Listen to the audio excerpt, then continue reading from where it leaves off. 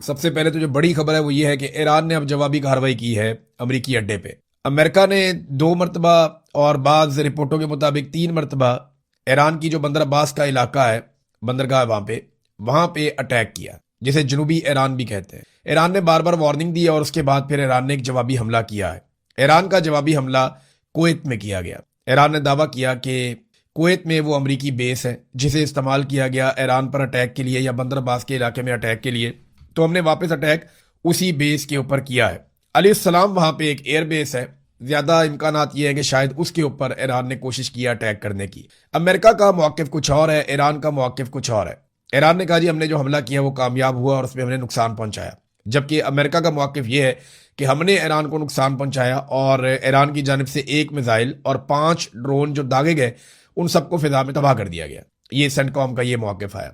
अब हकीकत क्या है, ये पहले भी अमेरिका अपना नुकसान छुपाता था और ईरान जो है वो भी अपना नुकसान कम करके बताता था, और अमेरिका ईरान का नुकसान ज्यादा करके बताता था, और ईरान जो है वो अमेरिकी नुकसान के ऊपर भी सबूत देता था। तो अब मामला ये है कि आने वाले दिनों में पता चल जाएगा कि कुवैत में अमेरिका को नुकसान हुआ या नहीं हुआ, लेकिन ईरान ने बड़े लंबे टाइम के बाद, लगभग 2 महीनों के बाद वापस एक जवाबी कार्रवाई की है जंगबंदी के बाद। और ये जवाबी कार्रवाई जो है इसमें इजाफा हो सकता है क्योंकि ईरान ने एक स्टेटमेंट भी यहां पे जारी किया है, और ईरानी क़यादत ने एक आला सतही मीटिंग के बाद ये बाकायदा ऐलान जारी किया है कि अगर अमेरिका ने दोबारा हमला किया जनूबी ईरान पर तो फौरन शदीद रद्द-ए-अमल आएगा। इसका मैकेनिज्म बना लिया गया है। देखिए, इसको आप समझें कि ईरान ने होल्ड कर लिया था अपनी पूरी फोर्सेस को और उन्हें ये आगाह कर दिया था कि कोई भी हमला करने से पहले इजाजत लेनी पड़ेगी। लेकिन जब हमला हो जाता है और एक जंग वाली सिचुएशन शुरू हो जाती है तो फिर ईरान इसको खुदकार सिस्टम पे डाल देता है कि जैसे ही हमला हुआ आपने फौरन जवाबी कार्रवाई करनी है, फलां फलां जगह पे कार्रवाई करनी है, आपको किसी हुक्म की जरूरत नहीं होगी।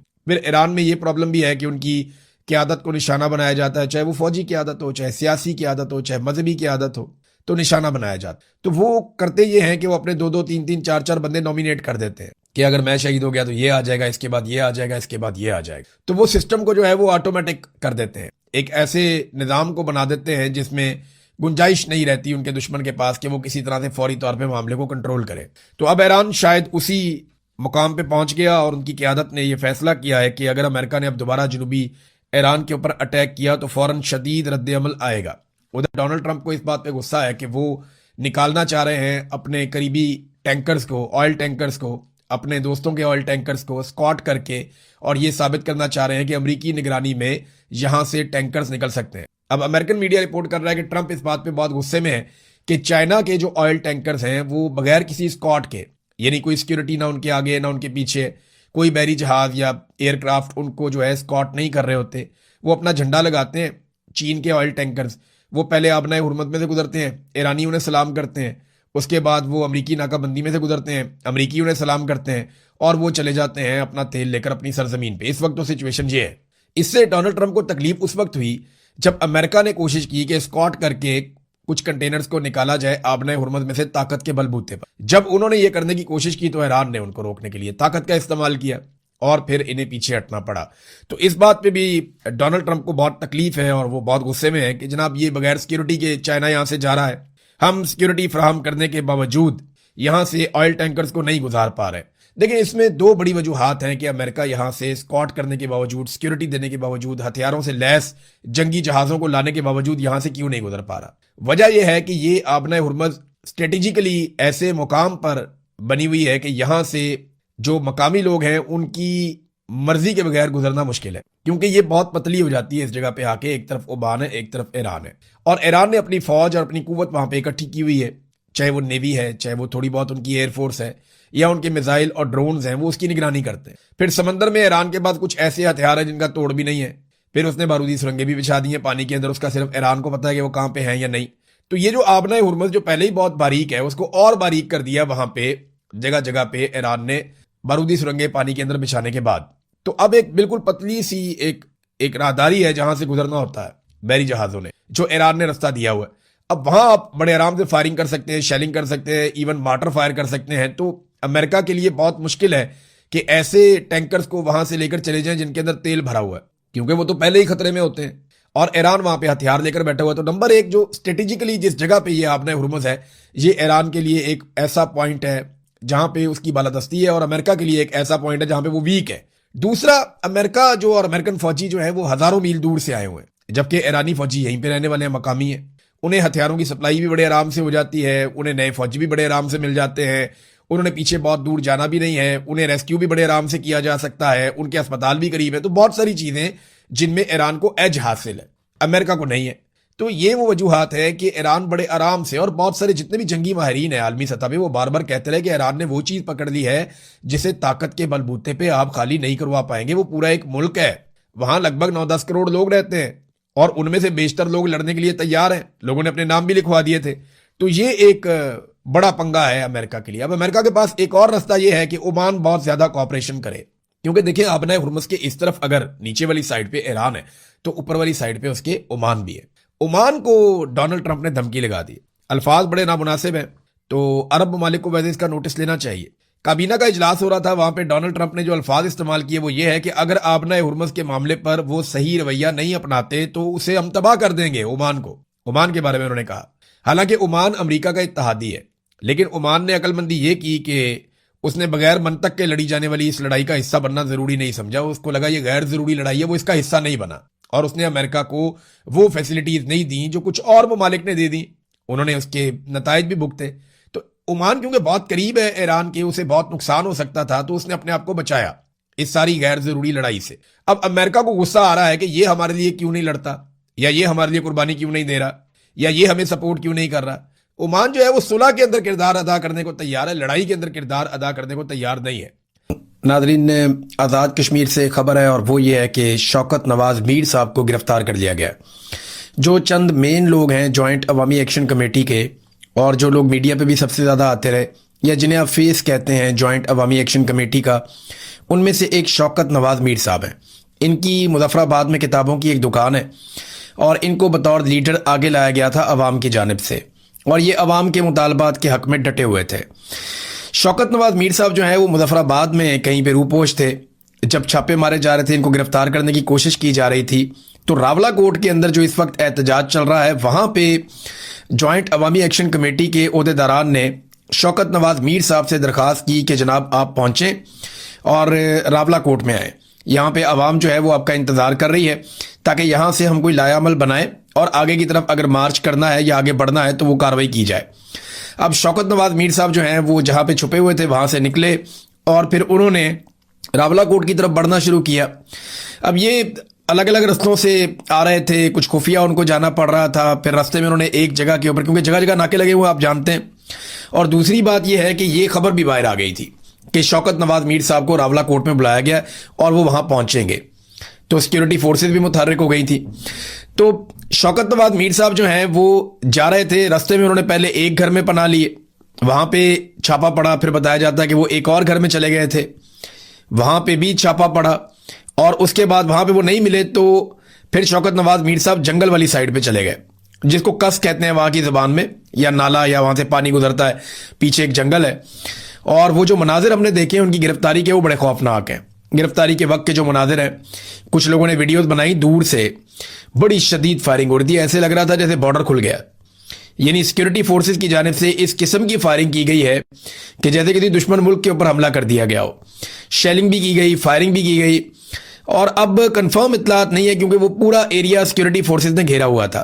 बाद में ये खबर आई कि शौकत नवाज मीर साहब को जंगल में से गिरफ्तार कर लिया गया है और मुबैना तौर पे उनको एक गोली लगी है बाजू में। ये जो लोग खबरें दे रहे हैं आज़ाद कश्मीर से, उन्होंने यह दावा किया।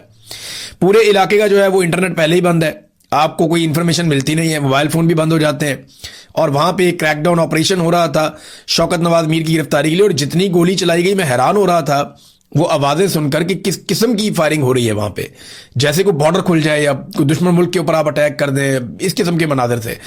बहरहाल शौकत नवाज मीर साहब को जख्मी हालत में मुबैना तौर पे गिरफ्तार किया गया। उनके एक साथी जो है वो गिरफ्तार नहीं हुए जो उनके साथ थे, और सुनने में आ रहा है एक और शख्स भी साथ, उनका जो साथी था वो गिरफ्तार हो गया। अभी तक की जो इतलात है वो ये बता रही हैं कि शौकत नवाज मीर साहब को गिरफ्तार करने के बाद आज़ाद कश्मीर से बाहर ले जाया गया। अब आज़ाद कश्मीर से निकालेंगे तो रावलपिंडी लेकर जाएंगे। अब आज़ाद कश्मीर में शौकत नवाज मीर साहब नहीं है, ये आज़ाद कश्मीर का मीडिया क्लेम कर रहा है। वो ये कह रहा है कि जैसे ही उन्हें सिक्योरिटी फोर्सेज ने पकड़ा तो वो उन्हें लेकर निकल गए और आज़ाद कश्मीर की हदूद फौरी तौर पे छोड़ दी। तो ये सिक्योरिटी फोर्सेज की एक बड़ी कामयाबी है कि इस तहरीक का एक मेन आदमी वो सिक्योरिटी फोर्सेस के हाथ लग गया। बहुत सारे लोग ये दावा कर रहे हैं, या जो सोशल मीडिया के अकाउंट्स हैं जॉइंट अवामी एक्शन कमेटी से जुड़े हुए, वो भी ये कह रहे हैं कि ये किसी ने गद्दारी की है और अंदर से किसी ने खबर दी है, मुखबरी की है शौकत नवाज मीर की, जिसकी बुनियाद पे वो गिरफ्तार हुए। अगर ये मुखबरी ना होती तो वो रावलाकोट पहुंच जाते। शौकत नवाज मीर साहब अगर रावलाकोट पहुंच जाते तो सिचुएशन हुकूमत के लिए शायद और मुश्किल हो जाती, लेकिन इसका रद्द-ए-अमल भी आएगा। अब उमर नज़ीर कश्मीरी साहब ने इसके बाद एक स्टेटमेंट दिया। उन्होंने खुद ये एतराफ़ किया कि हमने उन्हें बुलाया था, वो हमारे कहने पर आ रहे थे, लेकिन रास्ते में उनकी गिरफ्तारी हो गई है और उन्हें कश्मीर से बाहर मुंतकिल कर दिया गया है। लोगों को इश्तियाल दिलाने की कोशिश की जा रही है और अब रावलाकोट में एक बड़े क्रैकडाउन की तैयारियां हो रही हैं। पुलिस ने तरदीद कर दी है कि शौकत नवाज मीर को गिरफ्तार नहीं किया गया। अच्छा, ये बड़ा अलार्मिंग है, क्योंकि जब आपने किसी इंसान को लापता करना होता है जबरी तौर पे, तो फिर आप ये कह देते हैं कि पुलिस ने उसको गिरफ्तार नहीं किया, क्योंकि जिस शख्स को गिरफ्तारी डाल दी जाए फिर उसको मंजर आम पे लाना पड़ता है, उसे किसी ना किसी अदालत में पेश करना पड़ता है। अब शौकत नवाज मीर एक ऐसी शख्सियत है, अगर वो कश्मीर से गिरफ्तार हो जाते और पुलिस उनकी गिरफ्तारी डाल देती तो पुलिस को उन्हें अदालत में पेश करना पड़ता और इस मौके पर पूरा शहर बाहर आ जाता, बहुत बड़ी तादाद में लोग निकल कर आ जाते। तो इस सारी सिचुएशन को अवॉइड करने के लिए उनकी गिरफ्तारी को छुपा दिया गया और यह दावा किया गया कि उन्हें गिरफ्तार किया ही नहीं गया। तो अब इस वक्त कुल मिला के सूरत हाल ये है कि शौकत नवाज मीर साहब जख्मी भी हैं मुबैना तौर पे, और वो जबरी तौर पे उन्हें गुमशुदा किया गया है और इस वक्त आज़ाद कश्मीर की हदूद से उन्हें बाहर ले जाया जा चुका है। ये है जनाब शौकत नवाज मीर साहब की सूरत हाल। उमर नज़ीर कश्मीरी साहब ये कह रहे हैं कि गन पॉइंट पे शौकत नवाज मीर साहब से कोई बयान भी दिलवाया जा सकता है। उन्होंने कहा कुछ ऐसे लोग हैं जॉइंट अवामी एक्शन कमेटी के जिन्हें पकड़ा गया, फिर गन पॉइंट पे उनसे कोई बयानात दिलवाए गए और उनके बयानात को नशर भी किया गया। तो बहुत मुमकिन है कि शौकत नवाज मीर साहब से भी गन पॉइंट के ऊपर कोई स्टेटमेंट दिलवा दिया जाए, लेकिन उस स्टेटमेंट की कोई अहमियत नहीं होगी। कश्मीरी पीछे नहीं हटेंगे, उन्होंने ये कहा। फिर उन्होंने ये भी कहा कि हम में से अगर बाकी लोग मारे जाएं या पकड़े जाएं, फिर भी आपने अपनी तहरीक नहीं छोड़नी, आप अपनी तहरीक चलाते रहें और अपने हुकूक के लिए डटे रहें, खड़े रहें। तो नाज़रीन, पुलिस ने फिलहाल तरदीद कर दी है। और एक और चीज जो पता चली वहां पे जो मुजाहिरीन है उनकी जानिब से, कि वो कहते हैं जी ड्रोन्स भी आते हैं। अब वो लोकेट करने के लिए आते हैं, देखने के लिए आते हैं, जासूसी करने के लिए आते हैं, लेकिन ड्रोन्स का इस्तेमाल भी आज़ाद कश्मीर में धरने वालों के खिलाफ किया जा रहा है और क्रैकडाउन की एक तैयारी की जा रही है। बल्कि वहां तकरीर करते हुए जो मुजाहिरीन है उन्होंने कहा कि जनाब हमारे ऊपर क्रैकडाउन के लिए फोर्सेज लाई जा रही है, तो अच्छा है आप हमारे ऊपर क्रैकडाउन करें ताकि आप एक्सपोज हो जाएं और हमारे लिए भी अगले रास्ते खुल जाएं कि हम अपने एहतजाज को वुसअत दे सकें, आगे बढ़ा सकें। अब ये एक दुकानदार है शौकत नवाज मीर, ये कोई बहुत अमीर आदमी तो है नहीं, कोई बहुत जायदाद वाला आदमी नहीं है, कोई बहुत बड़ा सियासी खानदान नहीं है, कोई बहुत ताकतवर आदमी नहीं है। गुमनाम राहों में मारा भी जाएगा अपने लोगों के हक के लिए तो किसी को कोई फर्क नहीं पड़ेगा। ये कौन सा कोई नवाज शरीफ है या शहबाज शरीफ है या कोई बहुत बड़ा सरदार है या कोई बहुत बड़ा वडेरा है या कोई बहुत बड़ी जात पात का आदमी है जिसकी बहुत बड़ी जायदाद है, बहुत सारा कुछ उसके पास है। आम आदमी है, गरीब आदमी है, लेकिन गरीब के हुकूक के लिए खड़ा हुआ था।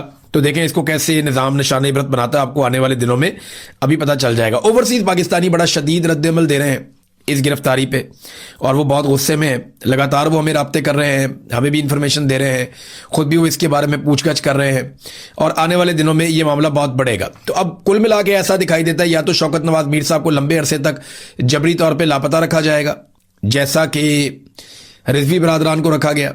दोनों भाई जबरी तौर पर लापता है, आज तक पता नहीं चला उनका। 7-8 महीने हो गए, दोनों भाइयों की समझ ही नहीं आ रही गए कहां पे। हालांकि तहरीक लबैक के ऊपर एक खौफनाक क्रैकडाउन हुआ था, वहां पे बहुत सारे लोगों को कत्ल कर दिया गया था। फिर ये दो भाई थे अनस और साद, ये दोनों भाई तब से लेकर अब तक गायब हैं।